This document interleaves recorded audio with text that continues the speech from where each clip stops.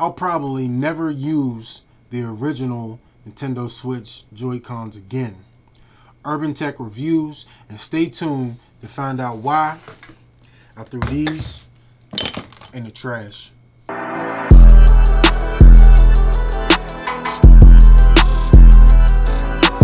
To be real, I'm not an avid Nintendo Switch player. Now, when I want to play specific titles that I can only play on Nintendo Switch, then I break out my Switch and, I game for, an hour or something like that. Now, the reason, besides the games, that I really don't play for long periods of time is because of these. These Joy-Cons are uncomfortable to use. These are small and they really don't do anything for my hands, being that I got bigger fingers, bigger hands, whatever, and they're not comfortable to use. These are more suited for children or people with smaller hands. So these, to me, really were a key reason why I didn't game long periods of time with my Nintendo Switch. Granted, I got another console. I play my PS5. That's my daily console. If I have a daily console, I would say I play the PS5 more than anything. So the Switch was more of a, hey, I'm downstairs, or hey, I'm at work, or hey, I'm just away from my console and I didn't feel like bringing out my PS Portal, and I didn't want to go get on my PlayStation, something like that, or I wanted to play Mario Brothers. So I grabbed my Switch and I game on my Switch. So this product right here, the HORI Split Pad Pro, is the reason why I was able to throw my original Joy-Cons away. These right here are bigger. They're the buttons are bigger, the size is bigger, there's more real estate, and that goes perfect for somebody like me with bigger hands. So this product right here, these Joy-Cons, these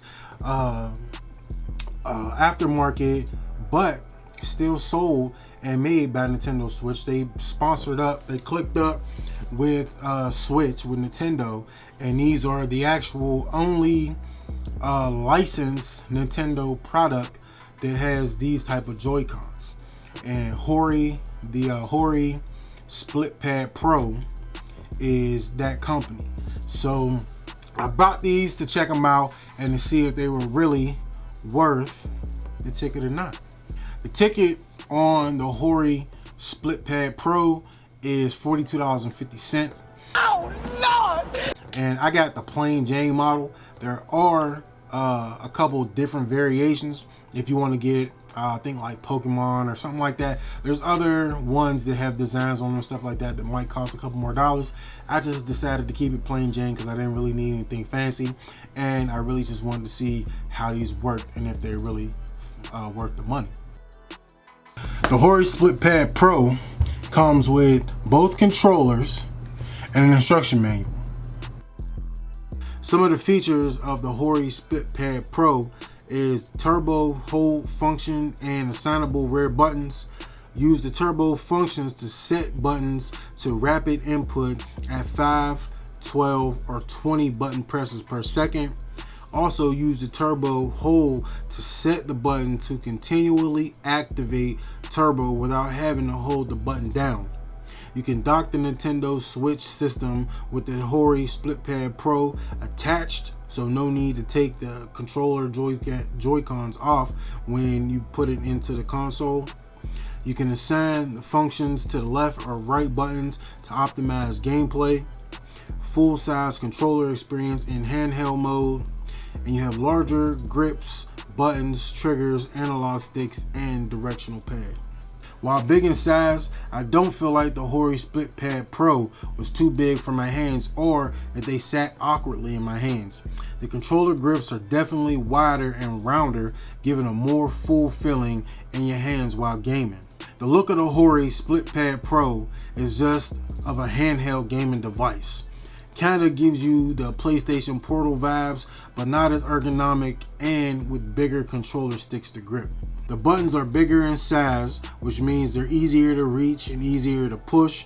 They're responsive. They don't really have a loud clickiness to them, but you know when you're pressing a button of each side of the HORI Split Pad Pro controllers. Now, some of the likes of the HORI Split Pad Pro is that you can dock it without having to take the Joy-Cons off. And not that it's a major thing, but it's more of a convenience thing. I don't have to take the Joy-Cons off every time I want to dock it. Even though I don't dock my Switch that much, but if I was one of those people who like to dock my Switch and play that way, then that would be a problem because you'd have to take the Joy-Cons off every time. So being that you don't have to do that, that to me is something that I very much appreciate. Another thing that I like is that there's no battery. So as long as your Switch has power, then your Joy-Cons will work. So no need to charge them, no worrying about if they're charged and your Switch is charged and they're not charged, because they work off of your Nintendo Switch's battery. So that's definitely a plus. And one of the last things that I like is the size of the Joy-Cons. I mean, they're bigger, they're fuller, they're easier to maneuver around and to, hit buttons and do all of this stuff. It just makes it easier. Bigger is better, you know what I mean? Sorry, bigger is better though. And in this instance, it works out better for me. I have more real estate. I got more, room to move my fingers. I don't have to worry about hitting buttons that I don't want to hit because they're so small in my hands. My fingers are so big. This makes that more of a convenience. And then you have the turbo button, so instead of you having a button mash all the time and hit a button a million times, you can just set a button to turbo button and use that button and hold it down, and it will continually hit that button like you were pressing it 30 million times, like that person who button mash all the time when they get whooped on. So that's a plus because it won't wear out your buttons and possibly break your Joy-Cons in the process. Now, my first dislike is something that was actually in my likes as well, and that is no battery. So while not having a battery is a convenience because you don't have to worry about charging it, it's also an inconvenience because it takes more battery from your Switch. So if you were getting maybe an hour, 2 hours, 3 hours of battery life out of your Switch, and then you put these Joy-Cons on which are draining your battery because they're using the battery, you might not get that same time. So while it is a convenience, I still believe that it could be an inconvenience. Now, I haven't done any testing to prove that theory that it will drain your battery more, but in all sensible reasons, it would make sense to drain your battery if it's using the battery and it has no battery of its own. So to me, it just makes sense that that would happen. But feel free, if you get one of these, to do some testing of your own and find out if it actually drains your battery enough to really where it really makes a significant difference. Now, this next dislike is a big one to me because it's really one of the reasons why I game, and it's no gyro, no rumble, and no NFC. And you might think, well, why you need those? Those are key to me because I like to feel the vibration. I like to feel, when I'm shooting at somebody, or when I get tackled, or when I get hit, or when I hit a wall on a, driving a racing game or something like that. I like to feel that in the controller, and these have none of that. So you don't get any of that haptic feedback. You don't get none of that. That it gives you, a little bit of, hey, I'm in a game. And that's probably because there's no battery. And if they did have that feature, it would probably drain a lot more battery, which would take more battery from your Switch, which would mean less gaming or more charging, more spending time on the charger.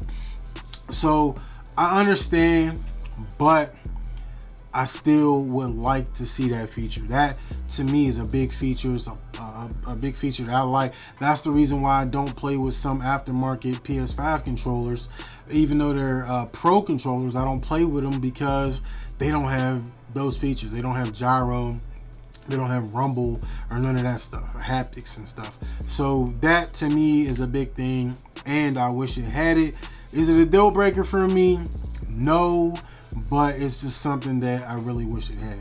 And my next dislike is that the Joy-Cons are so big that when you try to set this up on the kickstand, it doesn't actually sit because the controller Joy-Cons are so massive. It doesn't allow you to sit this on a table or a stand or a desk or anything. It just topples over because the Joy-Cons are so big. So I don't know if there's a way that you can remedy that. Maybe get you a pop socket and stick a pop socket on the back of here, but that would keep you probably from being able to put it on a in your dock and stuff like that. Is it a big deal? Not really to me, because I don't really play that way. But for people who might watch movies or shows or YouTube or something on your Switch, you would have to take your Joy-Cons off to do those things and able to use the to use the kickstand on your Nintendo Switch. And the last one to me is a petty one. I'm being a petty Eddie, I know, but I hate the name. I hate the name HORI. Like, I don't know what it means. Maybe it's something from Japan or something. It's a Japanese name, but I don't like it. It just sounds terrible. I just don't like the way it rolls off my tongue. Just saying HORI, like HORI, like HORI, like whore. It just reminds me of whore, like calling somebody a whore. Whore. Whore. Whore. Whore. Whore. Yeah. Whore. And I hate the name of this. So, yeah, like I said, it's a licensed product from Nintendo, but I hate the name. The name is trash. So, is it a deal breaker for me? No, but again, the name is just garbage. It's a terrible name. Alright, so we at the part of the video where I give you my final thoughts about the product. And my final thoughts about the HORI Split Pad Pro is that it's a really good product. And there are other products very, very similar to this. Have a lot of the same features, might have more, might have a few less. The reason I went with the HORI Split Pad Pro is a lot of people liked it, got a lot of good reviews, and it was the only Joy-Con of this size that was licensed from Nintendo. So that is kind of important to me, because that means that Nintendo seen something in this company to be like, hey, we want to license your company, we want to license your product to our company so we could put it out. So they seen something in it, and that to me just made me want to get it more.